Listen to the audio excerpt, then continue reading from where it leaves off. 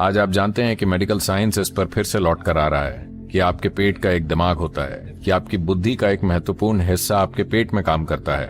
होना भी चाहिए, क्योंकि अगर आपने एक नट या फल खाया और वो इंसान का हार्ड मांस बन गया, इसका मतलब है कि वहां ऐसी बुद्धिमत्ता है जो आपकी तार्किक बुद्धि से परे है। अंकुरित फेन्युग्रीक या मेथी, जैसा कि इसे कहा जाता है, ये बीज बेहतरीन खून साफ करने वाले हैं।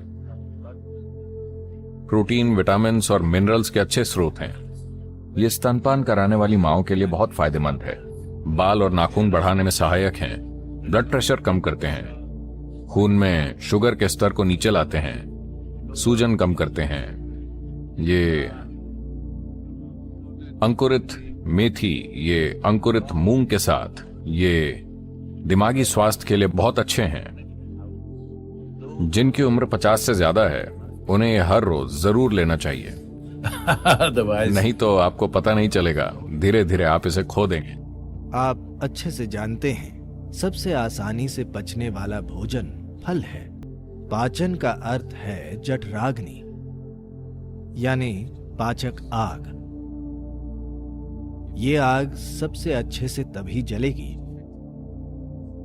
जब फल खाए जाएंगे। तो फल के बारे में हमें समझना चाहिए कि फल ऐसी चीज है जिसे प्रकृति खुद भोजन बनाना चाहती है। तो फल शरीर के लिए चमत्कार कर सकते हैं। फलों का पर्याप्त सेवन प्रणाली के लिए बहुत कुछ कर सकता है। कोई भी व्यक्ति बहुत जीवंत और सक्रिय बन सकता है, चाहे आपकी जीवन शैली कुछ भी हो। सबसे बढ़कर यह पर्यावरण के लिए बहुत ही अच्छा है। आसानी से पचने वाला भोजन सबसे अच्छा है।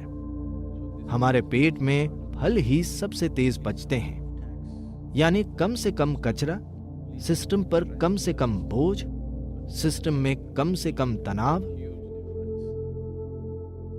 तो इससे जरूर बड़ा अंतर पड़ेगा। मैं मूंगफली के बारे में विशेष रूप से उत्साहित हूं, क्योंकि मेरे जीवन में एक दौर था जब मैंने सिर्फ मूंगफली और केले पर जीवन बिताया, बस इतना ही। क्योंकि इसमें वो सब कुछ है जो आपको चाहिए। बस भिगोई हुई मूंगफली, बस इतनी मूंगफली रात भर भिगोकर और एक केला, मेरा पूरा दिन निकल जाता था। और पूरी तरह से सक्रिय, ज्यादातर लोगों की कल्पना से भी ज्यादा सक्रिय। इसमें आपका जीवन चलाने के लिए सब कुछ है। यह अपने आप में एक संपूर्ण भोजन है। अगर आप इसे 6 से 8 घंटे तक भिगोते हैं तो पित्त निकल जाता है। आप पित्त जानते हैं। एलोपैथिक डॉक्टर इस पर ध्यान नहीं देते, लेकिन आयुर्वेद इसी पर आधारित है। उष्ण, शीत और पित्त, इससे पित्त निकल जाता है। और इस भीगी हुई मूंगफली को अच्छी तरह चबाकर खाना। बस ये पक्का करें कि यह जेनेटिक इंजीनियरिंग की हुई बकवास नहीं है। एक चीज यह है कि शायद इसमें जेनेटिक बदलाव किए गए हों। अब वो ये नहीं लिखते कि किसमें बदलाव किया गया है और किसमें नहीं। एक और चीज यह है कि आप इस हद तक फर्टिलाइजर और कीटनाशक डाल रहे हैं कि मूंगफली अब मूंगफली नहीं रही। बस ये पक्का करें कि वो ऑर्गेनिक मूंगफली हो। ये चॉकलेट अपने आप में नुकसानदायक नहीं है। बदकिस्मती से आप इसके साथ बहुत सारी चीनी खा रहे हैं और इसी वजह से बहुत सारी समस्याएं पैदा होती हैं। चॉकलेट खाने वालों को इसीलिए इतनी दिक्कतें होती हैं, क्योंकि चीनी की बहुत ज़्यादा मात्रा उनके अंदर जा रही है। अगर आप बस चॉकलेट खा पाते It is a certain kind of stimulant, a very strange kind of stimulant. ये खास तरह का उत्तेजक है, एक बड़ा ही अनोखा उत्तेजक है। इसके अपने कुछ पॉजिटिव गुण हैं और असल में आपका दिमाग चल सकता है। सच में, अगर आप कोको खाएं तो आपका दिमाग बेहतर चलता है, लेकिन इतनी चीनी के साथ नहीं। चीनी सारा खेल ही बिगाड़ देती है। अगर आप बस कोको खा रहे हैं, अगर आप कोको के बीज लें और इसे चबा कर खाएं, एक बार अगर आप ये सीख गए तो ये अच्छा लगता है। तो चॉकलेट कोको के बीज अगर आप उन्हें चबाकर खाएं तो ये बहुत बढ़िया होता है। पेपर, काली मिर्च और इन कोको के बीजों के बीच कई समानताएं हैं। भारत में कई तरह की प्रॉब्लम्स के लिए हम शहद और काली मिर्च का साथ में उपयोग करते हैं। तरह तरह की प्रॉब्लम्स जो लोगों को होती हैं, और ये जादू की तरह असर करता है।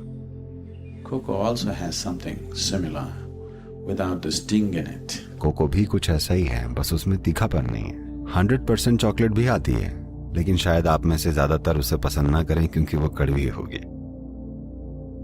अगर आप इसे बिना चीनी के खा सकें तो ये बढ़िया है, या कम से कम चीनी लें तो बढ़िया है। लेकिन आमतौर पर जो चॉकलेट आप बाजार से खरीदते हैं उसमें कूट कूट कर चीनी भरी होती है।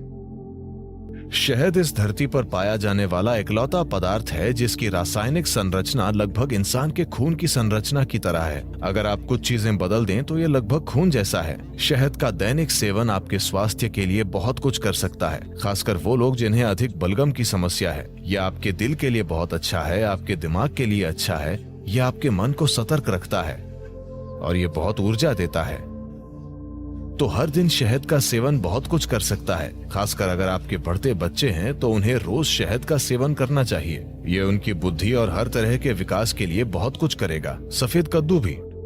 सफेद कद्दू और शहद दोनों चीजें एक साथ मिलकर बच्चों के लिए एक शानदार आहार हैं, उनकी बौद्धिक क्षमता को बढ़ाने के लिए।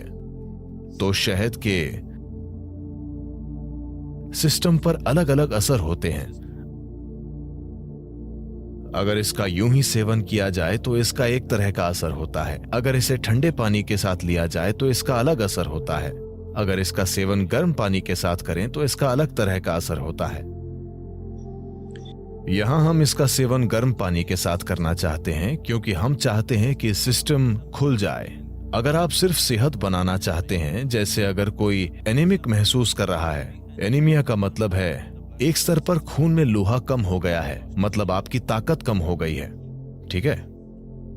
आपके शरीर की मजबूती कम हो गई है। आप थकावट महसूस करेंगे, बिना किसी कारण के थकावट, क्योंकि जब जरूरी लोहा नहीं होता है तो शरीर के हिस्सों तक ऑक्सीजन ले जाने की आपकी क्षमता कम होती है। इसका मतलब है कि आपका शरीर, आपका दिल, आपका मस्तिष्क सब कुछ कम स्तर पर काम करेगा क्योंकि आपके पास पर्याप्त ऑक्सीजन नहीं है।